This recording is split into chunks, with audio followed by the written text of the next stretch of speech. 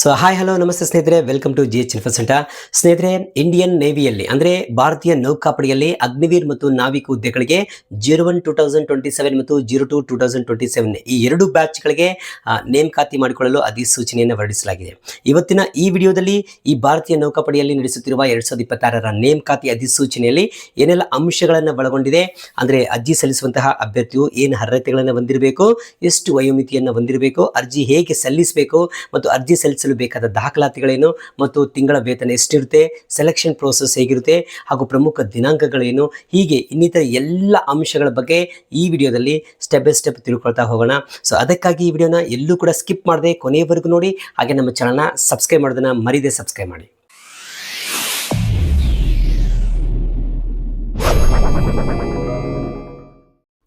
ಸ್ನೇಹಿತರೆ, Indian navy ಭಾರತದ ಸಮುದ್ರ ಗಡಿ ರಕ್ಷಣೆಯಲ್ಲಿ ಪ್ರಮುಖ ಪಾತ್ರವನ್ನು ವಹಿಸುತ್ತೆ. ಇಂತಹ ಗೌರವಿತ ಹುದ್ದೆಯನ್ನ ನೀವು ಪಡೆದುಕೊಳ್ಬೇಕಂದ್ರೆ ಈ ಅಧಿಸೂಚನೆಯಲ್ಲಿ ಕೊಟ್ಟಿರುವಂತಹ ಎಲ್ಲ ಅಂಶಗಳನ್ನ ಅನುಸರಿಸಲೇಬೇಕಾಗುತ್ತೆ. ಈ ನೇಮಕಾತಿಯಲ್ಲಿ ಅಗ್ನಿವೀರ್ MR, ಅಗ್ನಿವೀರ್ SSR ಮತ್ತು ಅಗ್ನಿವೀರ್ SSR ಮೆಡಿಕಲ್ ಹುದ್ದೆಗಳಿಗೆ ನೇಮಕಾತಿ ಮಾಡಿಕೊಳ್ತಿದ್ದು, ಸೊ ಅಗ್ನಿವೀರ್ MR ಹುದ್ದೆಗೆ ಅರ್ಜಿ ಸಲ್ಲಿಸಬೇಕಂದ್ರೆ ಕೇವಲ 12ನೇ ತರಗತಿಯಲ್ಲಿ ಕನಿಷ್ಠ 50% ಅಂಕಗಳನ್ನ ಪಡೆದುಕೊಂಡಿರಬೇಕು ಅಥವಾ 3 ವರ್ಷದ ಡಿಪ್ಲೊಮಾದಲ್ಲಿ ಮೆಕ್ಯಾನಿಕಲ್ ಅಥವಾ ಎಲೆಕ್ಟ್ರಿಕಲ್ ಅಥವಾ ಕಂಪ್ಯೂಟರ್ ಸೈನ್ಸ್ ಅಥವಾ ಆಟೋಮೊಬೈಲ್ ಮತ್ತು ಇನ್ಫಾರ್ಮೇಶನ್ ಟೆಕ್ನಾಲಜಿ ಕೋರ್ಸ್ಗಳಲ್ಲಿ ಯಾವುದಾದ್ರೂ ಒಂದು ಕೋರ್ಸ್ನ ಪೂರ್ಣಗೊಳಿಸಿದರೆ ಅರ್ಜಿಯನ್ನು ಸಲ್ಲಿಸಬಹುದಾಗಿರುತ್ತೆ. ಇನ್ನು ಅಗ್ನಿವೀರ್ SSR ಹುದ್ದೆಗೆ ಅರ್ಜಿ ಸಲ್ಲಿಸಬೇಕಂದ್ರೆ ಕೇವಲ 10ನೇ ತರಗತಿಯಲ್ಲಿ 50% ಅಂಕಗಳನ್ನು ಪಡೆದಿದ್ರೆ ಅರ್ಜಿಯನ್ನು ಸಲ್ಲಿಸಬಹುದಾಗಿರುತ್ತೆ. ಇನ್ನು ಅಗ್ನಿವೀರ್ SSR ಮೆಡಿಕಲ್ ಹುದ್ದೆಗೆ ಅರ್ಜಿ ಸಲ್ಲಿಸುವುದಾದ್ರೆ ಸೊ 12ನೇ ತರಗತಿಯಲ್ಲಿ ಫಿಸಿಕ್ಸ್, ಕೆಮಿಸ್ಟ್ರಿ, ಬಯಾಲಜಿ ಪ್ರತಿ ಸಬ್ಜೆಕ್ಟ್ಗೆ 40% ಅಂಕಗಳನ್ನು ತೆಗೆದುಕೊಂಡು ಒಟ್ಟಾರೆಯಾಗಿ 50% ಅಂಕಗಳನ್ನು ಪಡೆದುಕೊಂಡಿರಬೇಕಾಗಿರುತ್ತೆ. ಸೊ ಇನ್ನು ವಯೋಮಿತಿ ಬಗ್ಗೆ ತಿಳಿಯೋದಾದ್ರೆ ಕನಿಷ್ಠ 17 ವರ್ಷ 5 ತಿಂಗಳಿಂದ ಗರಿಷ್ಠ 21 ವರ್ಷದ ಒಳಗಡೆ ಇರುವಂತವರು ಅರ್ಜಿಯನ್ನ ಸಲ್ಲಿಸಬಹುದಾಗಿರುತ್ತೆ. ಸೊ ಅಗ್ನಿವೀರ್ 01 2027 ಬ್ಯಾಚ್ಗೆ ಡಿಸೆಂಬರ್ 1 2004ರಿಂದ ಮೇ 31 2009ರವರೆಗೆ ಒಳಗಡೆ ಜನಿಸಿರಬೇಕು. ಇನ್ನು ಅಗ್ನಿವೀರ್ 02 2027 ಬ್ಯಾಚ್ಗೆ ಮೇ 1 2005ರಿಂದ ಅಕ್ಟೋಬರ್ 31 2009ರ ಒಳಗಡೆ ಜನಿಸಿರಬೇಕಾಗಿರುತ್ತೆ. ಸೊ ಇನ್ನು ನಿಮ್ಮ ಜಾತಿಯ ಆಧಾರದ ಮೇಲೆ ವಯೋಮಿತಿ ಸಡಿಲಿಕೆಯನ್ನ ಕೊಡಲಾಗಿರುತ್ತೆ.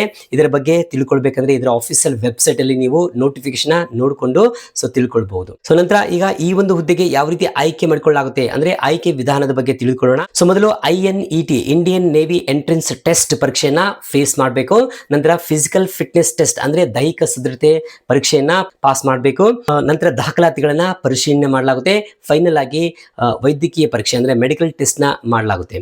ಸೊ ಈ 4 ಹಂತಗಳನ್ನ ಯಶಸ್ವಿಯಾಗಿ ಪೂರೈಸಿದ್ರೆ ಈ ಹುದ್ದೆಯನ್ನು ನೀವು ಪಡೆದುಕೊಳ್ಳಬಹುದು. ಸ್ನೇಹಿತರೆ, ಈ ಹುದ್ದೆಯನ್ನು ನೀವು ಪಡೆದುಕೊಂಡ್ರೆ 4 ವರ್ಷಗಳ ಅವಧಿಯವರೆಗೆ ಸೇವೆಯನ್ನ ಸಲ್ಲಿಸಬಹುದಾಗಿರುತ್ತೆ. ಈ 4 ವರ್ಷಗಳಲ್ಲಿ ಪ್ರತಿ ವರ್ಷಕ್ಕೊಮ್ಮೆ ನಿಮ್ಮ ಮಾಸಿಕ ವೇತನ ಇನ್ಕ್ರಿಮೆಂಟ್ ಆಗ್ತಾ ಹೋಗುತ್ತೆ. ಸೊ ಮೊದಲನೇ ವರ್ಷ ಅಂದ್ರೆ ಮಾಸಿಕ ವೇತನ 30,000 ರೂಪಾಯಿ, ಅಂದ್ರೆ ಅದರಲ್ಲಿ ಅಭ್ಯರ್ಥಿಗಳಿಗೆ 21,000 ರೂಪಾಯಿ, ಅಗ್ನಿವೀರ್ ಕಾರ್ಪಸ್ ನಿಧಿಗೆ ಅಂದ್ರೆ PF ಅಕೌಂಟ್ಗೆ 9,000 ರೂಪಾಯಿಯನ್ನ ಕೊಡಲಾಗುತ್ತೆ. ಇನ್ನು 2ನೇ ವರ್ಷ ಮಾಸಿಕ ವೇತನ 33,000 ರೂಪಾಯಿ, ಅದರಲ್ಲಿ ಅಭ್ಯರ್ಥಿಗಳಿಗೆ 23,100 ರೂಪಾಯಿ, ಅಗ್ನಿವೀರ್ ಕಾರ್ಪಸ್ ನಿಧಿಗೆ 9,900 ರೂಪಾಯಿ. ಅಂದ್ರೆ 3ನೇ ವರ್ಷ ಮಾಸಿಕ ವೇತನ 36,500 ರೂಪಾಯಿ, ಅದರಲ್ಲಿ ಅಭ್ಯರ್ಥಿಗಳಿಗೆ 25,500 ರೂಪಾಯಿ, ಅಗ್ನಿವೀರ್ ಕಾರ್ಪಸ್ ನಿಧಿಗೆ 10,950 ರೂಪಾಯಿ ಹೋಗುತ್ತೆ. ಇನ್ನು 4ನೇ ವರ್ಷ ಮಾಸಿಕ ವೇತನ 40,000 ರೂಪಾಯಿಗಳಿರುತ್ತೆ, ಅಭ್ಯರ್ಥಿಗಳಿಗೆ 28,000 ರೂಪಾಯಿ, ಅಗ್ನಿವೀರ್ ಕಾರ್ಪಸ್ ನಿಧಿಗೆ 12,000 ರೂಪಾಯಿಗಳನ್ನ ಕೊಡಲಾಗುತ್ತೆ.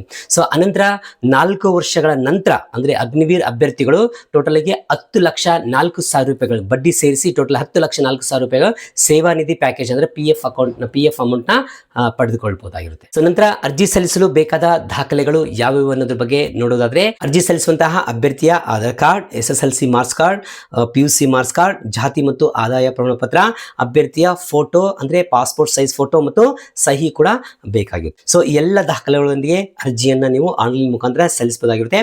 ಓಕೆ, ನಂತರ ಈ ಒಂದು ಹುದ್ದೆಗೆ ಯಾವ ರೀತಿ ಅರ್ಜಿ ಸಲ್ಲಿಸಬೇಕು ಅಂದ್ರೆ ಅರ್ಜಿ ಸಲ್ಲಿಸುವಂತಹ ವಿಧಾನದ ಬಗ್ಗೆ ನೋಡೋದಾದ್ರೆ ಮೊದಲಿಗೆ ಇದರ ಆಫೀಸಿಯಲ್ ವೆಬ್ಸೈಟ್ಗೆ ಭೇಟಿ ನೀಡಬೇಕು. ಇದರ ಒಂದು ಡೈರೆಕ್ಟ್ ಲಿಂಕ್ ನ ನಮ್ಮ ಒಂದು ಡಿಸ್ಕ್ರಿಪ್ಷನ್ ಬಾಕ್ಸ್ ನಲ್ಲಿ ಕೊಟ್ಟಿರ್ತೀವಿ, ಅದನ್ನ ಕ್ಲಿಕ್ ಮಾಡಿಕೊಂಡು ನೇರವಾಗಿ ಅರ್ಜಿ ಸಲ್ಲಿಸುವಂತಹ ಪೇಜ್ಗೆ ನೀವು ಹೋಗಬಹುದು. ಸೊ ಹೊಸ ಬಳಕೆದಾರರಾಗಿದ್ರೆ ಮೇಲೆ ಕ್ಲಿಕ್ ಮಾಡಿಕೊಂಡು ನಿಮ್ಮ ಯೂಸರ್ ಐಡಿ ಮತ್ತು ಪಾಸ್ವರ್ಡ್ ನ ಕ್ರಿಯೇಟ್ ಮಾಡ್ಕೊಳ್ಳಿ. ಸೊ ಅನಂತರ ನಿಮ್ಮ ಯೂಸರ್ ಐಡಿ ಮತ್ತು ಪಾಸ್ವರ್ಡ್ ಮುಖಾಂತರ ಲಾಗಿನ್ ಮಾಡಿಕೊಂಡು ಅರ್ಜಿಯಲ್ಲಿ ಕೇಳುವಂತಹ ಎಲ್ಲ ಅಗತ್ಯ ದಾಖಲಾತಿಯನ್ನ ಅಂದ್ರೆ ಮಾಹಿತಿಯನ್ನ ಭರ್ತಿ ಮಾಡಬೇಕು. ನಂತರ ನಿಮ್ಮ ಫೋಟೋ ಮತ್ತು ಸಹಿ ಹಾಗೂ ಅಗತ್ಯ ದಾಖಲೆಗಳನ್ನು ಅಪ್ಲೋಡ್ ಮಾಡಿ ಮತ್ತೊಮ್ಮೆ ನೀವು ಭರ್ತಿ ಮಾಡಿದ ಎಲ್ಲ ಅಂಶಗಳು ಸರಿಯಾಗಿದೆ ಎಂದು ಖಚಿತಪಡಿಸಿಕೊಂಡು ಅರ್ಜಿ ಶುಲ್ಕವನ್ನು ಪಾವತಿಸಬೇಕು. ಸೊ ಫೈನಲ್ ಆಗಿ ಸಬ್ಮಿಟ್ ಕೊಟ್ಟರೆ ಸೊ ಅನಂತರ ನಿಮಗೆ ಒಂದು ಅಕ್ಲಾಜ್ಮೆಂಟ್ ಸಿಗುತ್ತೆ. ಈ ಒಂದು ಅಕ್ಲಾಜ್ಮೆಂಟ್ನ ಪಡೆದುಕೊಂಡು ಮುಂದಿನ ಭವಿಷ್ಯಕ್ಕಾಗಿ ನೀವು ತೆಗೆದಿಟ್ಕೊಳ್ಬೇಕಾಗುತ್ತೆ. ಈ ರೀತಿಯಾಗಿ ನೀವು ಈ ಒಂದು ಹುದ್ದೆಗೆ ನೀವು ಅರ್ಜಿಯನ್ನು ಸಲ್ಲಿಸಬಹುದಾಗಿರುತ್ತೆ. ಇನ್ನು ಅರ್ಜಿ ಸಲ್ಲಿಸಿದರೆ ಆನ್ಲೈನ್ ಮುಖಾಂತರ ಎಲ್ಲ ವರ್ಗದ ಅಭ್ಯರ್ಥಿಗಳಿಗೆ ಸೊ ₹550 ಮತ್ತು 18% GST ಜೊತೆಗೆ ಒಟ್ಟು ಹಣವನ್ನು ಆನ್ಲೈನ್ ಶುಲ್ಕವನ್ನು ಪಾವತಿಸಬೇಕಾಗುತ್ತೆ. ಸೊ ಇನ್ನು ಪ್ರಮುಖ ದಿನಾಂಕಗಳ ಬಗ್ಗೆ ನೋಡೋದಾದ್ರೆ ಅರ್ಜಿ ಸಲ್ಲಿಸಲು ಪ್ರಾರಂಭ ದಿನಾಂಕ ಮಾರ್ಚ್ 14, 2026 ಮತ್ತು ಅರ್ಜಿ ಸಲ್ಲಿಸಲು ಕೊನೆಯ ದಿನಾಂಕ ಏಪ್ರಿಲ್ 6, 2026 ಅವಕಾಶವನ್ನು ಕೊಡಲಾಗಿದೆ. ಇನ್ನು INET ಅಂದರೆ ಇಂಡಿಯನ್ ನೇವಿ ಎಂಟ್ರೆನ್ಸ್ ಟೆಸ್ಟ್ ಪರೀಕ್ಷೆಯನ್ನು ಮೇ ತಿಂಗಳಲ್ಲಿ ನಡೆಸಲಾಗುತ್ತೆ. ಇದರ ಅಡ್ಮಿಟ್ ಕಾರ್ಡ್ಗಳನ್ನ ಪರೀಕ್ಷೆಯಲ್ಲಿರುವ ದಿನಾಂಕದ ಒಂದು ವಾರದ ಮುಂಚೆ ವೆಬ್ಸೈಟ್ನಲ್ಲಿ ಲಭ್ಯವಾಗುತ್ತೆ. ಸೊ ಅದಕ್ಕಾಗಿ ಇದರ ಒಂದು ವೆಬ್ಸೈಟ್ನ ಆಗಾಗ ಓಪನ್ ಮಾಡಿಕೊಂಡು ನೋಡ್ಕೊಳ್ತಾ ಇರಬೇಕು. ಓಕೆ ಸ್ನೇಹಿತರೆ, ಇಂಡಿಯನ್ ನೇವಿ ಅಗ್ನಿವೀರ್ ರಿಕ್ವೈರ್ಮೆಂಟ್ 2026 ಯುವಕರಿಗೆ ಒಂದು ಅತ್ಯುತ್ತಮ ಅವಕಾಶವಾಗಿದೆ. ಭಾರತೀಯ ನೌಕಾಪಡೆಯಲ್ಲಿ ಸೇವೆ ಸಲ್ಲಿಸುವುದು ಒಂದು ಗೌರವದ ವಿಷಯ ಅಷ್ಟೇ ಅಲ್ಲ, ಒಂದು ಗೌರವದ ಭವಿಷ್ಯ ಕೂಡ ನೀವು ಪಡ್ಕೊಳ್ಬಹುದು. ಸೊ ಅದಕ್ಕಾಗಿ ಈ ಅಧಿಸೂಚನೆಯಲ್ಲಿರುವಂತಹ ಎಲ್ಲ ಅಂಶಗಳನ್ನು ಸರಿಯಾಗಿ ತಿಳಿದುಕೊಂಡು ಅರ್ಜಿಯನ್ನು ಸಲ್ಲಿಸಿ. ಸೊ ಈ ಮಾಹಿತಿ ನಿಮಗೆ ಇಷ್ಟವಾಗಿದ್ದರೆ ಲೈಕ್ ಮಾಡಿ ಮತ್ತು ನಿಮ್ಮ ಫ್ರೆಂಡ್ಸ್, ಫ್ಯಾಮಿಲಿ ಹಾಗೂ ರಿಲೇಟಿವ್ಸ್ಗೆ ವಾಟ್ಸಪ್ ಗ್ರೂಪ್ಗಳಲ್ಲಿ ಶೇರ್ ಮಾಡಿ. ಸೊ ಮತ್ತಷ್ಟು ಉಪಯುಕ್ತ ಮಾಹಿತಿಗಳ ಜೊತೆ ಮುಂದಿನ ವಿಡಿಯೋದಲ್ಲಿ ಮತ್ತೆ ಸಿಗೋಣ. ಧನ್ಯವಾದಗಳು.